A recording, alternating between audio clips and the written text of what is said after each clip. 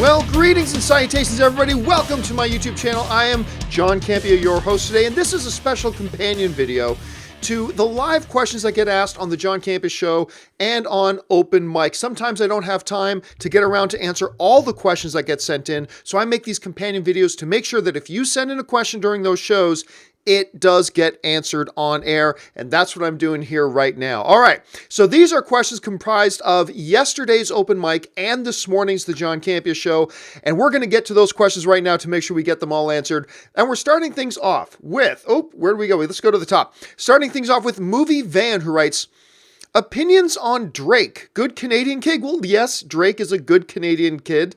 I believe I think he got started on what was that high school show? I can't even remember. As a Canadian, I'm supposed to remember the name of this high school. Degrassi. Wasn't he part of the next Degrassi class or something like that originally? Anyway, to be honest, I don't listen to a lot of his music.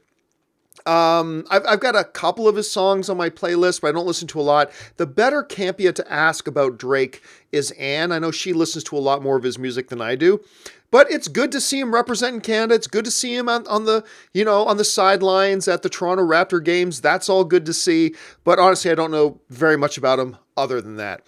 All right, next question comes to us from Styler Manu, who writes, a former Russian spy who defected to the UK was poisoned with a nerve toxin in Salisbury. Has this case been reported in the US? Very disconcerting. Well, look, I don't really comment much on politics or the news other than news pertaining to entertainment, stuff like that. I can tell you that, yes, I've seen it on CNN. I've seen it listed in the news. I don't know a lot of the details about it, but I do know that it's being reported here. But, to comment on it is really kind of outside my scope. So I'm not going to spend much time talking about that other than say that, yes, it has definitely been reported on here. All right, the next question comes to us from Jackie Deluna, who writes, John, there's a new trend of horror in video games called the cursed/haunted game trend, made popular by Doki Doki.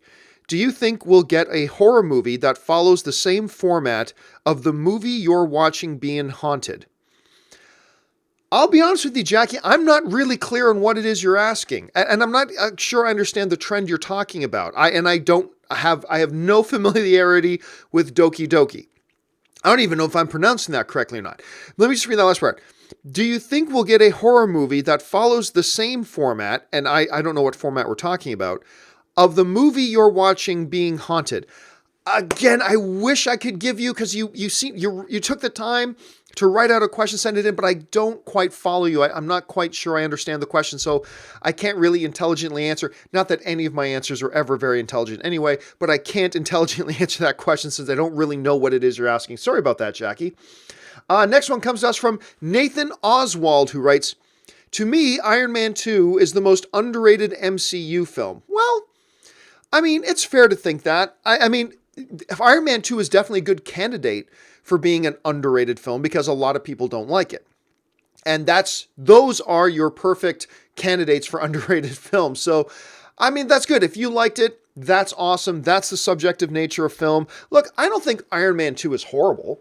I don't think it's horrible at all. But it's, to me, at any rate, it does not live up to the standards of other MCU films. Again, not a rotten movie, not a terrible movie, but does not live up to the standards. So I don't know that I would agree, but clearly, since a lot of other people don't like it and you do, then to you, that is underrated. So that's a good pick. All right, next one comes to us again from Styler Manu, who writes, have you seen Condorman starring Michael Crawford? He plays a cartoonist acting as a CIA courier who becomes his comic strip hero, Condorman, to help a KGB woman defect. It was released back in 1981. Yeah, I saw that when I was a little kid. It's the one where he's got the yellow Trans Am and shot lasers out of the back of it and had this ridiculous costume and just terrible visual effects. Yeah, Styler. So my question to you right now, Styler, is what did I do to make you hate me so much that you wanted to remind me of Condorman? I'm just curious. Did I insult your mother? Did I inadvertently date your sister and not know about it? How have I wronged you in such a way that you would punish me by reminding me of Condorman. And if I'm not mistaken, it was a Disney film too. If I'm not mistaken, oh my God, it was horrible. Just, and not so bad it's good, kind of horrible, just like 50 Shades of Grey, horrible, horrible. Like really, really horrible. Thank you so much for reminding me of that. Bomb Squad writes, was going to have Infinity War be my first AMC Prime movie, but being that it is shot fully in IMAX, I'm having trouble choosing IMAX or Prime for Infinity War. To me, it's never a question. It's always AMC Prime. Always AMC Prime.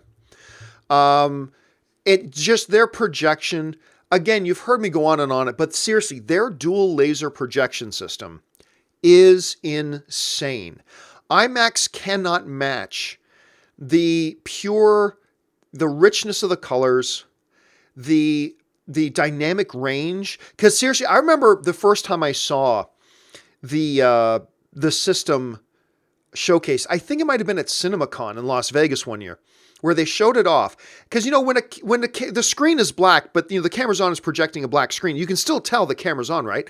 Their demonstration of it was a black screen. We're all waiting for the projector to turn on, and these letters appear. By the way, the camera is on. It's like it's the deepest blacks, the richest colors.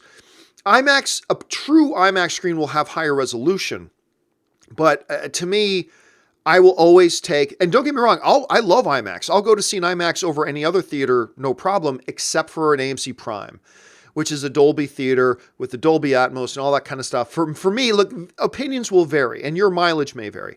But for me, it is and will probably always be, until something better comes along, is going to be the AMC Prime experience. That's just my opinion on that at any rate. Flick Talk writes, Kylo keep the Skywalker tradition of screaming no. Oh yeah, that's right, because we had Vader go no, and we've had Luke go no, that's not true, that's impossible. Yeah, you're right. We need to see Kylo scream that at some point in episode 9. Make it happen, J.J. Abrams. We need to keep that tradition going. All right, next one comes to us from Jordan Fry, who writes, read an article on comicbook.com where Tom Holland said he wasn't told who he'd be fighting in one scene of his if scenes. I'm assuming you mean IW, as in Infinity War. Said he wasn't told who he'd be fighting in one of his Infinity War scenes due to spoiling stuff before. Any thoughts on who he fights or if it's reputable? Well, I have not read the article. I'm going to give the benefit of the doubt that if comicbook.com wrote it, then that's what they were told. I would not believe Tom Holland. I think Tom Holland's doing a little bit of gamemanship here, which is totally fine and fair. I don't believe Tom Holland as an actor. I think he was just joking around. As an actor, I cannot imagine a scenario where, he's doing all these actions on a green screen and they don't even tell him who he's fighting. I don't find that believable. I'm not saying comicbook.com is lying, not at all. I'm just saying I don't believe Tom Holland. I think Tom Holland is pulling strings. I think Tom Holland is just joking around. I do not believe that any filmmaker would do that. And if you really didn't trust him that much, then Tom Holland's a complete imbecile. Like if you just don't, if he's so untrustworthy that you can't even tell him what characters he's interacting with as an actor, then you need to fire his ass and get him out. If he's that unreliable, you need to fire him. So no, I don't believe Tom Holland here at all. I just don't. Jordan Benjamin writes, hey John, I've become a daily watcher and your content is brilliant. Well, thank you so much, Jordan. Have you played any of the Witcher games? Stoked for the Netflix series, so much lore. There is a lot of lore, and I have only played the one game, and that was the most recent one, Witcher 3, because of all the hype that was around. I ran out, grabbed it, played a bunch of it. I never finished it, but played a bunch of it. Very immersive game. I mean, their world building in that game it just takes it to another level. It is a huge game, and I was planning on doing a cutscene movie review of it, but the ones I found are just so bloody long that I'm having a hard time getting around to actually doing a cutscene. But yeah, I did play well, but I haven't played any of the previous ones. I've heard okay things about the previous ones, but it was just the reactions and the reviews for the third one were so huge and it looked so beautiful and all that kind of stuff that's the one I finally gave in and ran out and bought. All right, next one comes out. Oh, and by the way, and I am also looking forward to the Netflix series if they ever get around to it. This next one comes to us from Ethan Hunt. And Ethan Hunt writes, "Hey, John, the reason Kylo is so emotionally unstable, he hasn't gone through the Skywalker rite of passage of manhood. He has both limbs." Oh, I get you saying, yes, he has both limbs. Canon, that's right. Not only do the Skywalkers tend to scream no at the top of their lungs, they tend to get limbs cut off, either by family members or close friends of the family. That's what usually happens. So the only thing that's left here is Leia has to survive. They have to recast Leia, have her survive in episode 9, and having a family member cut off a limb, so she has to cut off one of Kylo's hands. I think that's the only way to stay consistent with canon here. Have a recasted Leia, cut off Kylo Ren's hand. That is clearly the answer to stay consistent to canon. All right, let's move on to the next one. And the next one comes to us from Edmund Zippo, who writes, Gabriel Mengesha, thank you for the David Yates / Harry Potter question. It's a big concern of mine. I want another director, but if JK says no, oh well. So what that's a reference to is earlier today on the John Campea show, one of the emailed in questions was from Gabriel Mengesha, who was asking about the fact that we've got David Yates that's directed like 9 of the Harry Potter universe films, and he's directing, Crimes of Grindelwald. And he was asking, how does that jive with me, considering I don't like it when a director stays on one property for too long, because I believe it starts to stifle their creativity. I think creative forces need to constantly be facing new challenges and new things, which is why I think, somebody like Christopher Nolan would do one Batman movie, then go do another movie, then come back and do Batman, then go and do another one. And even then, by the time he came back to the third one, I don't think it's coincidence that the third Batman film he did was the worst of the 3. I'm not saying it was horrible, but it was the worst of the 3. I think we saw that with Sam Raimi with his Spider-Man franchise. The creative gears get mucked down. And I think directors, for their own sake, need to keep going to different challenges. Now, David Yates has done 9. And Grindelwald might be 9 or it might be 10. I can't remember. And I do think, what I said earlier on the show today was that I do think the Harry Potter films would benefit from new blood in the director's chair. That being said, Yates has done a pretty good job with these Potter films, right? I think the franchise would benefit from new directors coming in. I think there could be improvement because there'd be new fresh takes, new fresh eyes, fresh ideas, but it's not like David Yates has been, cranking out crap. He's been cranking out pretty good films. So, and the whole J.K. Rowling thing was that, look, as long as she likes him, and he's her pick to have there, no one's going to get rid of him. Warner Brothers isn't going to get rid of him if JK says he's the guy. So, yeah, I would prefer to see David Yates go on and do other things and have new directors come in and try stuff. I think it would be good for the franchise. I think it would be good for David Yates. But he's not going anywhere. And he hasn't cranked out crap, so it's not that bad of a situation, but I do think it could be better. All right, thanks a lot for the question, Edmund. Next one comes to us from Aldrell Terrence Valdez, who writes, Hey, John, big fan from the Philippines. Ever been here? I have never been to the Philippines. I go to a Filipino house every weekend when me and Ann go and visit her mother. I am, of course, married to a Filipino girl. I have a Filipino brother-in-law. I have Filipino family. But I have never been to the Philippines. And it's really kind of funny because, my wife Ann's family is, basically royalty in the Philippines. Her grandfather was, a decades-long member of the Supreme Court of the Philippines. I think, was it Marcos? Anyway, one of the Filipino presidents was actually Ann, my wife's godmother. And there's this picture of Anne as a baby with the Filipino president. I can't remember which president it was, but Anne's uncle, her Lola is like a senator. Her uncle, her Tito is like a governor or something like that. They're she's got an uncle and an aunt in government. There's a high school named after Anne's grandfather. So, and yet I've never been there. And they keep telling me, John, my brother-in-law, Stan, who is married to Anne's sister. Here's the funny thing. Anne's sister married another Canadian guy who is a Star Wars fanatic, who is a white dude from the Toronto area. Just like me, except Stan is 6'8", and I am not 6'8". But Stan was telling me, John, man, you got to go to the Philippines sometimes because you just get treated like royalty when you're there. So I got to go. The thing is, I hate flying. And I've never been on a flight that was longer than 6 hours. And a flight to the Philippines sounds to me like torture, like absolute torture. So they haven't been able to get me to the Philippines yet. They're still trying to talk me into it. Like Anne and her mother are taking a trip to the Philippines with a couple of her uncles in November, and they're trying to talk me into going. And maybe I'll go. I don't know. I have a hard time believing that I'll go because the idea of a flight that long just terrifies me. Anyway, but no, I've never been there, but I keep getting told I need to go.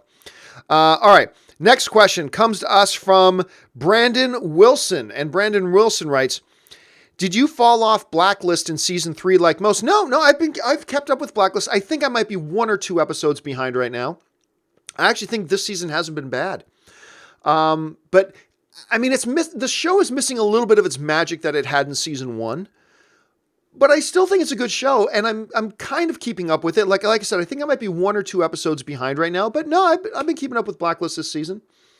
All right, this next question comes to us from Esther Kuenka, who writes, love your show. Thank you so much, Esther. Have you seen Altered Carbon? Dug it? You know what? No, I have not seen Altered Carbon yet. I've had a bunch of people tell me about it, but unfortunately, I'm having a number of my friends tell me it's not very good. Actually, one of my best friends in LA, he's like the CFO for the Fine Brothers. A lot of you guys are familiar with the Fine Brothers, Benny and Rafi Fine. They do the Kids React thing. Well, the big boss there at the Fine Brothers company, the CFO is my buddy Soul. And if you guys have watched me for a really long time, you've probably seen Soul on a couple of my videos. Anyway, Soul calls me a couple of weeks ago. Campia. I'm like, yeah. He goes, have you watched this Altered Carbon yet? And I'm like, no, but a lot of my fans are telling me about it. He goes, yeah, I'm really curious to know what you think about it. And he didn't like it, basically. And then I talked to another one of my friends who didn't like it. So I dropped it down a couple of notches on my to binge list. I just finished my latest binge, which is The Tick, season 2. I love The Tick, by the way. So I just finished off Tick season 2. And I think the next thing I'm going to put on my binge list is Halt and Catch Fire, because I've been having a whole bunch of people tell me about that. Altered Carbon was at the top of my binge list, but then a few people said they didn't like it, so I knocked it down a bit. I don't know, maybe you're saying you really like it. You're saying you dug it.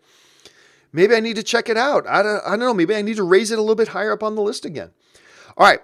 This next one comes to us from Hunter Padgett, who writes, have you read the reviews for Hereditary at South by Southwest? Yes, I have, and I am drooling to see this movie. First of all, the trailers look as creepy as hell. It's got Toni Collette, who's just like one of the most underrated actresses in the business. I mean, she's a Golden Globe winner, an Emmy winner. She's just a terrific talent. She's fantastic. The trailer looks creepy as hell. And reading all these reviews of it coming out of South by Southwest, like I said, they just got me drooling. So if you have not seen the trailer for Hereditary, it does look lower budget, and it certainly looks like an indie film, but it looks creepy as hell. And it feels like The Witch. And I know it comes from the same producers as The Witch, and I really dug The Witch. It's got the same kind of aesthetic, the same kind of feel, except a little more creepy. And creepier than The Witch? Yeah, even a little bit creepier than The Witch. So I've read the reviews. They sound fantastic. Cannot wait to see that thing. I'm getting very excited about it. All right. King Sound for Life writes, John, come to Florida and play in the World Poker Tour. I'm assuming that's what you mean by WPT. The World Poker Tour in April. Well, probably not. I mean, they have a couple of World Poker Tour stops right in Los Angeles. And just a couple hours away in Las Vegas. So I probably won't come out. Not to mention, April is a really busy month for me. I got to go to Vegas twice because NAB is happening in Vegas at the beginning of April. That's the National Association of Broadcasters. That's the big convention every year where they show off if you're into video production or podcasting or anything like that, they show off all the big gear, the best cameras, new software, techniques, blah, blah, like all this kind of stuff. I know like Dennis and I have gone to it a couple times. And I know Dennis has even driven out there once, driven all the way to Las Vegas, went to the convention and drove back the same night. That's like a 4-hour drive each way. But I went last year to go to NAB, and I thought I would catch the last day. And I didn't realize that they closed the floor at noon on the last. Like every other day, they closed at 6. This last day, they closed at noon. I went out there, catch the last day to go on the floor for 3 or 4 hours, and I missed it because I didn't realize they shut the floor down earlier than normal. So I've got to go to Vegas for NAB at the beginning of April. Then at the end of April is CinemaCon that's going on in Las Vegas, which is, to me, my favorite film event of the year is CinemaCon. More than Comic-Con, more than any film festival, CinemaCon is my favorite film event of the year. And so that is also going on in April in Vegas. And then I think I'm going to try to fly home and visit my parents. I haven't seen my parents other than on Christmas in like 5 years. I've seen them like once a year for the last number of years, and it's only been over Christmas. And I told them this year, I'm going to try to come back mid-year to come back for a visit. So I got to do that. So yeah, so even if I wanted to come out, and even if there was no WPT tour stop in Los Angeles, and even if I wanted to come out to do it, I just couldn't. Like April is just way too packed. But thank you for the invite. I appreciate that. You know what? This past year at Star Wars Celebration in Orlando was actually my first time ever being in Florida. I loved Orlando. I had a great time there. That was wonderful. Let's see. Luna Comics writes, how much control do writers have on the scripts? Or do executives some control on the script? Well, ultimately, executives always have final say. Like he who controls the money has final say on everything. Absolutely. Now, the executives won't be in the room with the screenwriters. They'll give screenwriters directions. The director will give some directions to what they want, or the screenwriters just write their script on their own. There's no one set formula. But ultimately, what goes on camera is not up to the screenwriter, unless the screenwriter is also the executive producer, or unless the screenwriter is also the director, whatever. But the screenwriter doesn't have final say over what gets, in the script at the end. They write the script, but then what happens to the script after that is kind of out of their hands. So it's a little more, no, it's not a little more. It's a lot more complex than does the screenwriter have control? Do the executives have control? It's a lot more complicated than that. But in its most basic form, executives have more control than screenwriters do. Let's see. Eddie Mason writes, hey, John, have you seen the Jared Leto Netflix film, The Outsider? I just watched it and thoroughly enjoyed it. Keep up the filthy. I haven't watched it yet. It only came out like a week ago on Netflix, but I am not hearing good things. I've heard actually really terrible things about it. And it's an interesting concept. This Caucasian guy joins the Yakuza, the Asian mafia, basically. And that's an interesting premise. And so I was kind of fascinated by it. But then I read a lot of my friends who wrote reviews of it, and it's all pretty bad. So I'm glad you liked it. And maybe if I'm kicking around one night and don't have much to do, maybe I'll check it out. But I had my enthusiasm for it killed because a lot of people I know and trust watch it and they didn't like it. So that's kind of what steered me away from it. So I haven't seen it yet myself. Next up, Crimson ID4 writes, hey, John, do you think we will ever again see an R-rated movie be the top box office grosser of the year, i.e. Beverly Hills Cop, T2, Rain Man, etc.? Yeah, I think it'll happen. What I don't think will happen is that I don't think we'll ever see where an R-rated film is the number one worldwide film. Because there are a lot of markets where R-rated films just don't fly very well. So I don't think we will ever see an R-rated film be the number one worldwide film. But I do think we'll probably have a couple of years where an R-rated film might be the number one domestic film. I don't know what it would be. I don't know when it would happen or anything like that. But yeah, I mean, look, we've been seeing R-rated films have more and more box office success. Whereas before it was kind of thought, you can make an R-rated film. You just got to accept if you make it R-rated, it's not going to be a blockbuster. Well, we're seeing you can have a blockbuster that are rated R. So I think law of averages says, yeah, we will have a couple of years where an R-rated film is the number one domestic film of the year. I just don't see it happening on a worldwide basis, if you can, tell the difference between the two. A good question, though. All right, next one comes to us from Stark Syndrome. And Stark Syndrome writes, there's a good movie called Fierce People. It's definitely fallen under the radar. The one with Kiefer Sutherland or Donald Sutherland. It has President Snow, which is Donald Sutherland. Cap, which is Chris Evans, is in the movie. Bella, young Kyle Reese, and Diane Lane. Yeah, I didn't think it was all that good. I mean, I'm glad you liked it. It's an interesting premise. Terrific, stellar cast. What was with the haircut on Chris Evans in that movie, by the way? He will probably never let a picture of that ever go public. But the haircut on Chris Evans in that movie is something you will never forget. Don't get me wrong. It's not like spiky and way crazy. It's just like, that is not a becoming haircut on Chris Evans. I didn't like it. I mean, it had its sense of mystery to it and some intrigue and suspense and stuff like that. But yeah, for me, it just didn't click. And I think that's probably why it's flown under the radar, is because nobody wants to talk about it. But hey, man, if you dug it, that's great. I'm glad you enjoyed it. It wasn't one that worked for me. Master Nameless writes, keep it simple, Kiss. Well, actually, it's keep it simple, stupid, which is KISS. But anyway, keep it simple. Star Wars on screen is canon. Everything else are Star Wars legends. Breathe, John. Just breathe. Yeah, but that's not what Star Wars says. Star Wars says everything is canon now. So that's why I get upset. Is because they say everything is canon, and yet they don't treat it like it's canon. They treat it like it's as flexible as Star Wars Legends. You can really do whatever you want, don't worry about it, and yet they're still calling it canon. That's why I get upset. See, I can easily just say, okay, in my head, the movies are canon, everything else isn't, which is the place I'm at now. But I get worked up about it because Star Wars still insists, nope, the novels, the games, the comic books, it's all canon now. Since the Disney purchase. All the other stuff is Star Wars Legends. That stuff is not real, it's just legends. But all the stuff now is canon, and it's not. Because they're not treating it like canon. So it's easy for you to say, what's on the screen is canon, everything else is legends. And it's easy for me to say that, but that's not what Star Wars says. And I think they're causing confusion, and they're just laying the groundwork for a lot of debate and a lot of arguments because they aren't just calling it what it is, which is only really the movies are canon. And I think the sooner they admit that, the easier everything will be. All right. 2 questions left here. Stark Syndrome writes, everybody needs to watch The Travelers on Netflix. It's great. You know, I have heard good things. I have not seen it myself, but I have heard good things about it. Again, Netflix, not so great with their movies, doing really good things with their shows. So I will check that out when I get, or no, maybe Travelers is a movie. I've been assuming this whole time it's a show, not a movie.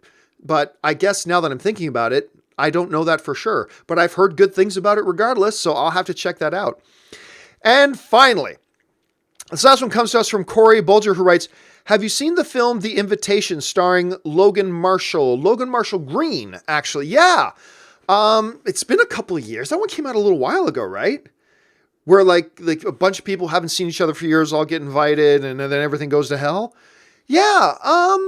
I remember digging it. I remember liking it. If it's the one I'm even thinking about, it was a nice little movie. And I think it got reviewed pretty well too. If I'm even thinking of the right one, I've talked about movies before where I've been completely talking about the wrong movie. But it's one where like 2 of the guys, yeah. Yes, I've seen it. It wasn't memorable to me, but I also don't think I disliked it or anything like that. All right, guys, that will do it. We are now all caught up on all the live questions that got sent in on yesterday's open mic and this morning's The John Campea Show. Just to make sure you guys know that this video, I'll make one of these companion videos every day that we ever have questions that don't get addressed on the shows, because I want to make sure that you guys know if you send in the questions, it will get answered. So thank you to everybody for bringing those conversation points up. If you guys have any comments or thoughts on any of the topics that other people brought up, jump down to the comment section below and leave your thoughts. While you're here, why don't you take a second, click that thumbs up button. Also, click on that subscribe button, become a subscriber to my YouTube channel. And guys, make sure you're following me on social media. Follow me on Twitter, simply @JohnCampea. That'll do it for me, guys. Thanks so much for joining me. My name's John Campea, and until my next video, bye-bye.